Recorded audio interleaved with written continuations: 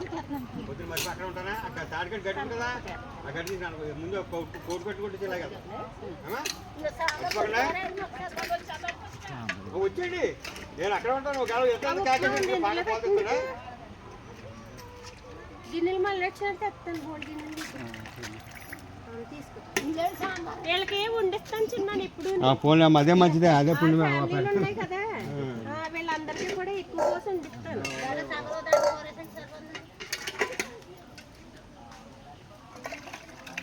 ఓకేనా ఇంకేంటి సంగతి ఇది ఉంది పట్టరే అన్న పట్టరా గిన్నె గోమర ఏంటి కూర ఇందాక